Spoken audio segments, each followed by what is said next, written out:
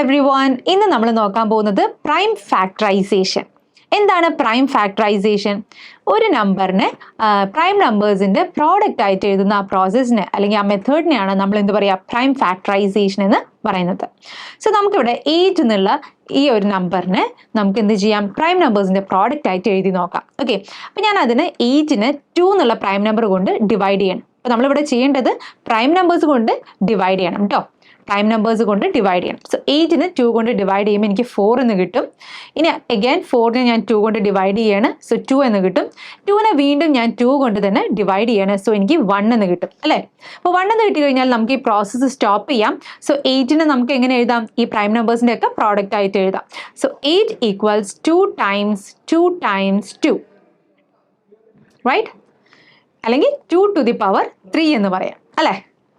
ഇനി നമുക്ക് 20നെ എങ്ങനെ പ്രൈം നമ്പേഴ്സിന്റെ പ്രോഡക്റ്റ് ആയിട്ട് എഴുതാൻ നോക്കാം.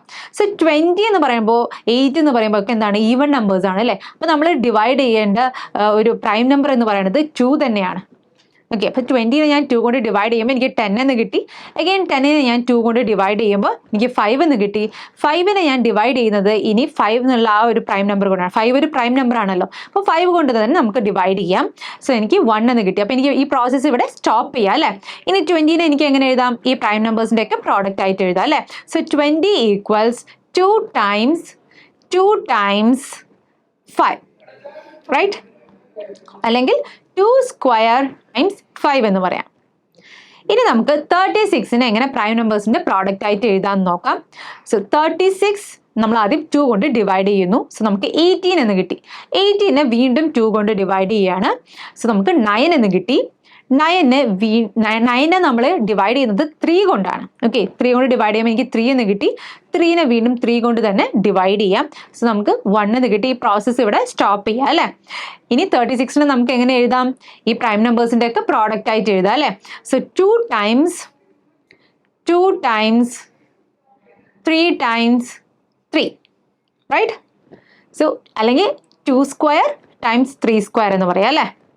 സോ ഇങ്ങനെ പ്രൈം നമ്പേഴ്സിന്റെ പ്രോഡക്റ്റ് ആയിട്ട് എഴുതുന്നതിനെയാണ് നമ്മൾ എന്ത് പറയുക, പ്രൈം ഫാക്ടറൈസേഷൻ. ആ മെത്തേഡിനെയാണ് നമ്മൾ പ്രൈം ഫാക്ടറൈസേഷൻ എന്ന് പറയുന്നത്. സോ ഈ ഒരു കോൺസെപ്റ്റ് എല്ലാവർക്കും ക്ലിയർ ആയെന്ന് വിചാരിക്കുന്നു. നമ്മുടെ ഫൗണ്ടേഷൻ കോഴ്സിൽ ഇതുപോലെ ഓരോ കോൺസെപ്റ്റും ഇതുപോലെ ഷോർട്ട് വീഡിയോസ് ആയിട്ടാണ് നിങ്ങൾക്ക് അവൈലബിൾ ആവുക. അപ്പോൾ ഇതുവരെ XandYയുടെ ഫൗണ്ടേഷൻ കോഴ്സിൽ ജോയിൻ ചെയ്യാത്തവർ ഈ താഴെ കാണുന്ന ഈ നമ്പറിൽ കോൺടാക്ട് ചെയ്യുക. സോ നമുക്ക് അടുത്ത വീഡിയോയിൽ കാണാം. Till then bye.